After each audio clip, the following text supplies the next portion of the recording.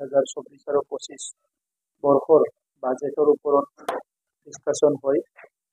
বহুত হেলদি এটা ডিছকাশ্যন আজি হয় আৰু আমাৰ এইটো চতুৰ্থ বছৰৰ বাজেট এই বাজেটৰ সময়ত মই দেখিবলৈ পাইছোঁ আমাৰ বহুতখিনি মেম্বাৰসকল প্ৰথমবাৰৰ কাৰণে বিটিআৰ কাউন্সিলত তেখেতসকলে জিকি আহিছিলে আৰু কিছুমান পুৰাণাও আছিলে কিন্তু আগৰ চৰকাৰৰ যিটো কালচাৰ আছিলে যে ডিছকাশ্যন নকৰা কালচাৰ ডিবেট নকৰা কালচাৰ ইয়াৰ পিছত আমাৰ সময়ত ডিছকাশ্যন আৰু ডিবেট কৰাৰ যিটো কালচাৰ আমি আৰম্ভ কৰিছিলোঁ ইয়াৰ দ্বাৰা দেখিবলৈ পালোঁ যে এই বাজেট ছেশ্যনত সকলো অংশগ্ৰহণ কৰিছে আৰু বাজেটত মেনশ্যন কৰা আৰু নকৰা বহুত ইম্পৰ্টেণ্ট বিষয়বিলাক লৈ পেলাই আজি খুব ভালকৈ আমাৰ আলোচনা হৈছে আৰু যোৱা 4টা বছৰত প্ৰায় 4টা বছৰ হ'বলৈ গৈ আছে 3টা বছৰ কমপ্লিট হৈ গ'ল আমাক বিটিআৰ চৰকাৰখনক বিটিআৰ অঞ্চলৰ সকলো জাতি জনগোষ্ঠী সকলো ধৰ্মৰ লোকসকলক সেৱা কৰাত সকলো দিশৰ পৰা আমাক সহায় কৰাৰ কাৰণে কেন্দ্ৰীয় চৰকাৰ আৰু ৰাজ্য চৰকাৰ বিশেষকৈ ৰাজ্য চৰকাৰৰ আমাৰ মুখ্যমন্ত্ৰী ডক্টৰ হিমন্ত বিশ্ব শৰ্মা ডাঙৰীয়ালৈ আমি বিটিআৰ চৰকাৰৰ পৰা ধন্যবাদ জনাইছোঁ যিখিনি ফাণ্ড আমি পাবলৈ সক্ষম হৈছোঁ প্ৰত্যেক বছৰে আমি ফাণ্ডটো সঠিকভাৱে যাতে ইমপ্লিমেণ্ট হয় সঠিকভাৱে যাতে ব্যৱহাৰ হয় আৰু এইটো ৰাইজৰ স্বাৰ্থত ব্যৱহাৰ হয় এই কথাটো চিন্তা কৰি আমাৰ বাজেটটো তৈয়াৰ কৰা হৈছে আৰু সেইকাৰণে আজি বহুতখিনি ভিজিবিলিটি দেখিবলৈ পাইছোঁ আমাৰ কিছুমান কেপিটেল এছেট কৰাৰ কাৰণে আমি বাজেটটো লওঁ আৰু কিছুমান আমি ৰেভিনিউ এক্সপেণ্ডিচাৰ মানে বিভিন্ন economic development human resource development বিভিন্ন এক্টিভিটিৰ কাৰণে আমাৰ অনুষ্ঠান প্ৰতিষ্ঠান বহুত আছে সেইসকলক বিভিন্ন কাম কাজত সহায় সহযোগ কৰা এই গোটেই বিষয়টো চাই পেলাই আমাৰ বাজেটটো তৈয়াৰ কৰা হৈছে আৰু আজিৰ সময়ত আজি এই বাজেট এটা আলোচনাত উত্থাপন হৈছে যে বিটিআৰ অঞ্চলত 30-40টা বছৰৰ পিছত শান্তি ঘূৰি আহিছে আৰু এই শান্তি ঘূৰি অহাৰ ক্ষেত্ৰত আমাৰ চৰকাৰখনৰ যি ৰোল কেন্দ্ৰ আৰু ৰাজ্য চৰকাৰৰ সহায় আৰু আমাৰ চৰকাৰখনৰ যি ৰোল বিভিন্ন জাতি জনগোষ্ঠীৰ এছপিৰেশ্যন আশা আকাংক্ষা বহুতখিনি ইয়াতে এড্ৰেছ কৰা হৈছে বহুতখিনি সমস্যাবিলাক সমাধান কৰাৰ কাৰণে আমি কাম কৰিব পাৰিছোঁ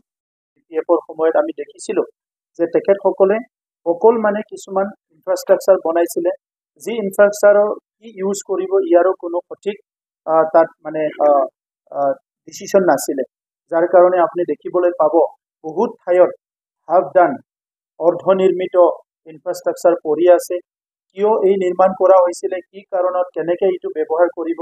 ইয়াৰ কাৰণে কোনো এটা প্লান পলিচি আগৰ চৰকাৰখনত নাছিলে সেইকাৰণে বহুত অযথা টকা খৰচ হৈছিলে যিটো নেকি পাব্লিকৰ কাৰণে কোনো কামত অহা নাছিলে কিন্তু আমাৰ চৰকাৰ অহাৰ পিছত আমি প্ৰত্যেকটো ইনফ্ৰাষ্ট্ৰাকচাৰ নিড বেছ আমি কৰা হৈছে প্ৰত্যেকটো ইনফ্ৰাষ্ট্ৰাকচাৰ আমি পাব্লিক ডিমাণ্ড বা পাব্লিকৰ উইচটো চাই পেলাই কৰা হৈছে আৰু ইয়াৰ ফিউচাৰত তাৰ ইউজটো কি এইটো চাই পেলাই আমি ইয়াৰ ইনফ্ৰাষ্ট্ৰাকচাৰটো কৰা হৈছে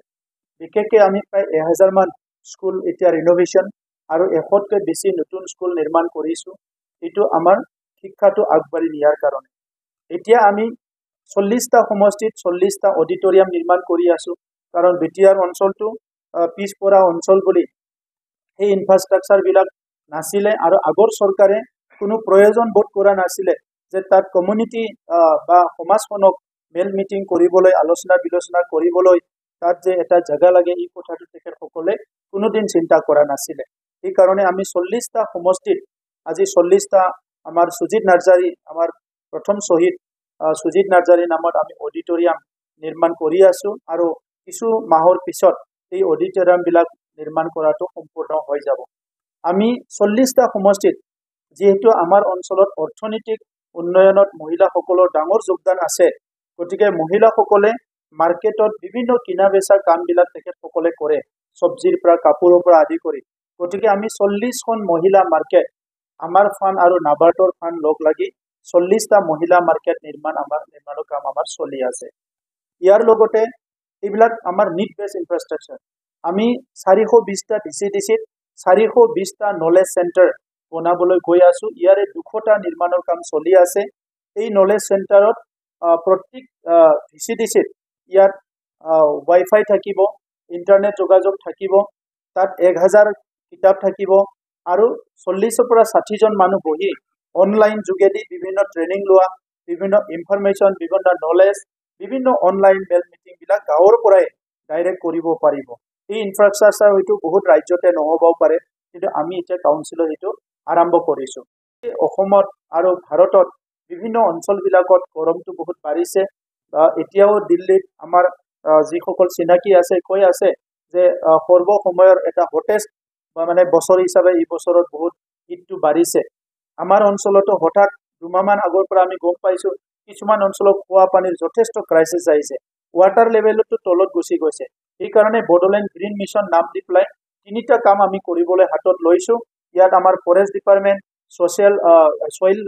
সয়েল কনজাৰ্ভেশ্যন ডিপাৰ্টমেণ্ট, বিভিন্ন ডিপাৰ্টমেণ্টবিলাকক লৈ পেলাই এগ্ৰিকালচাৰ ডিপাৰ্টমেণ্ট আমি আগবাঢ়িব বিচাৰিছো। 3টা কাম, এটা হ'ল মেছিভ প্লেণ্টেশ্যন হ'ব, দ্বিতীয় সিংগল ইউজ প্লাষ্টিক বা প্লাষ্টিক ইউজটো আমি ৰিডিউচ কৰাৰ কাৰণে এটা সিদ্ধান্ত লোৱা হৈছে। থাৰ্ড, গ্ৰাউণ্ড ৱাটাৰ ইউজটো আমি 10 বছৰত যাতে বিটিআৰ অঞ্চলৰ পৰা গ্ৰাউণ্ড ৱাটাৰ ইউজটো আমি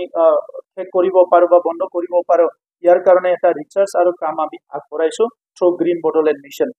আমি চাইল্ডৰ কাৰণে বড়োলেণ্ড অঞ্চলটো আমি চাইল্ড ফ্ৰেণ্ডলি অঞ্চল হিচাপে ডেভেলপ কৰিব বিচাৰিছো। আমাৰ এতিয়াও চাইল্ড এবিউজ, চাইল্ড লেবাৰ, চিলড্ৰেনছবিলাকক বিভিন্ন কষ্ট দিয়া বা বেআইনী কামবিলাক হৈ থাকে। এইটো বৰ্তমান সময়ৰ এটা ডাঙৰ খাও হয়। এইটোকে লক্ষ্য ৰাখি আমাৰ TND নডেল এজেঞ্চি আৰু লগতে ইমপ্লিমেণ্টিং এজেঞ্চি WCD লৈ পেলাই আমি কিছুমান চিলড্ৰেনছৰ কাম কৰিব লৈছো, য'ত আমাৰ থিমটো হৈছে চাইল্ড ফ্ৰেণ্ডলি বিটিআৰ। তেখেতসকলে অল ৰাইটছটো পাব লাগিব, 100% এনৰলমেণ্ট হ'ব লাগিব, ড্ৰাগছৰ পৰা তেখেতসকলক দূৰত ৰখাৰ কাৰণে, আৰু তেখেতসকলে যাতে কোনো ধৰণৰ এবিউজ নহয়, কোনো ধৰণৰ ভয় শংকা নহয়, প্ৰি প্ৰাইমাৰীৰ পৰা প্ৰাইমাৰী স্কুল কোনো 100% এনৰলমেণ্ট হয়, কোনো ড্ৰপ আউট নহয়, এইবিলাক লক্ষ্য ৰাখি পেলাই কাম কৰিবলৈ আমি এইবাৰ চাইল্ডসকলৰ কাৰণে এটা বাজেট ৰাখিছো, 1% বাজেট। আমি ডিজেবলসকলৰ কাৰণে আমাৰ যিসকল ডিফাৰেণ্টলি এবল দাদা ভাইসকল আছে, ভাই ভনীসকল আছে, তেখেতসকলৰ কাৰণে আমি 1% বাজেট ৰাখিছো। কেন্দ্ৰীয় চৰকাৰ, ৰাজ্য চৰকাৰ আঁচনি বহুত আছে, কিন্তু সেই আঁচনিবিলাক 100% ইমপ্লিমেণ্ট কৰাৰ লগতে আমাৰ যিসকল ডিফাৰেণ্টলি এবল দাদা বাইদেউ ভাই ভনীসকল আছে, তেখেতসকলক স্কিল ট্ৰেইনিং কৰাৰ কাৰণে, তেখেতসকলে 100% চাৰ্টিফিকেশ্যনটো যাতে পায়, তেখেতসকলক ইনষ্টিটিউচনেল বেনিফিট দিয়াৰ কাৰণে, আৰু লগতে আমাৰ যিখিনি ITI আছে সেই ITI সকলতো আমি এটা ব্যৱস্থা ৰাখিব বিচাৰিছো। যদি ওচৰৰ কোনোবা ডিফাৰেণ্টলি এবল আমাৰ কোনোবা যদি স্কিল ট্ৰেইনিং ল'ব বিচাৰে, তেখেতসকলৰ কাৰণে কোৰ্চ ডেভেলপ কৰাৰ কাৰণে চিন্তা চৰ্চা কৰা হৈছে। আমাৰ শুভংচিনী ঠাণ্ডাই বুলি কোৱা হয়, প্ৰাক্তন বড়ো সাহিত্য সভাৰ সভাপতি বিনয়েশ্বৰ ব্ৰহ্ম ডাঙৰীয়াৰ নামত এইটো নিৰ্মাণ কৰা হৈছে। এইটো হ'ল নিড বেছ ইনফ্ৰাষ্ট্ৰাকচাৰ। বিৰোধীয়ে কৈছে যে কিছুমান ইনফ্ৰাষ্ট্ৰাকচাৰৰ কথা, এতিয়া সকলোৱে জানে খেলৰ ক্ষেত্ৰত আমাৰ অঞ্চলটো বহুত আগবঢ়া, কিন্তু আমাৰ ইনফ্ৰাষ্ট্ৰাকচাৰ নাই। সেইকাৰণে যোৱা বছৰৰ পৰা আমি প্লেনিং কৰিছো, আমাৰ কাউন্সিল চৰকাৰখনে যোৱা বছৰ ফাইনেন্সিয়েল ইয়াৰত আমি 6খন আমাৰ যিটো আছে বীৰ চিলাগাং BLTৰ ফাউণ্ডাৰ চেয়াৰমেন আছিলে, এটা সংগ্ৰামী নেতা আছিলে, তেখেতৰ নামত 5 কোটিৰ ব্যয় কৰি আমি গ্ৰাম্য অঞ্চলত ভাল ষ্টেডিয়াম নিৰ্মাণৰ কাম আৰম্ভ কৰিছো। ইতিমধ্যে 6খন ষ্টেডিয়াম নিৰ্মাণ আৰম্ভ হৈ আছে, আৰু এই ফাইনেন্সিয়েল ইয়াৰত আৰু 5খন ষ্টেডিয়াম আমি নিৰ্মাণ কৰিবলৈ গৈ আছো। ইয়াৰ লগতে কালচাৰেলি বহুত আমাৰ অঞ্চলটো আগবঢ়া, কিন্তু আজি যিসকলে চিনেমা বনায়, চিনেমাবিলাক দেখুৱাবলৈ জেগা নাই। সেইকাৰণে তেখেতসকলৰ যিখিনি পইচা খৰচ হয়, এই পইচাখিনি ৰিটাৰ্ণ পাবলৈ বহুত কষ্ট হয়। সেইকাৰণে আমি 5খন চিনেমা হলৰ নিৰ্মাণৰ কাম আমি চলাই আছো। তেনেকুৱা কোকৰাঝাৰৰ যিটো চাই ষ্টেডিয়াম আছিলে, যোৱা বছৰ আমি ইয়াত ফ্লাড লাইট ইয়াত আমি যোগান ধৰিছিলো, আমাৰ ইয়াত যাতে ৰাতিও খেল হ'ব পাৰে। ষ্টেডিয়াম আমি নিৰ্মাণ কৰিছিলো প্ৰায় 11,000 পৰা 13,000 মানুহ বহিব পৰা। এতিয়া এই ষ্টেডিয়ামখন নৰ্থ ইষ্টৰ ভিতৰত প্ৰথমখন আমি স্প্ৰিংকল লগাই পেলাই ইয়াত মানে খুব অত্যাধুনিক ফিফা ষ্টেণ্ডাৰ্ডৰ ষ্টেডিয়াম হিচাপে উন্নতিকৰণ কৰি থকা হৈছে। এইটো হ'ল বহুত নিড বেছ এটা ইনফ্ৰাষ্ট্ৰাকচাৰ। তেনেকুৱাই বহুতখিনি ৰাস্তা ইতিমধ্যে 1200 কিলোমিটাৰ ৰাস্তা নিৰ্মাণ কৰা হৈ গ'ল আমাৰ কাউন্সিল এৰিয়াত। ইয়াৰ কাৰণেও মই মুখ্যমন্ত্ৰী ডাঙৰীয়াক ধন্যবাদ জনাব বিচাৰোঁ। ঠিক তেনেধৰণৰ বিভিন্ন অডিটৰিয়াম বিভিন্ন ইনফ্ৰাষ্ট্ৰাকচাৰ আমাৰ অঞ্চলত হৈ আছে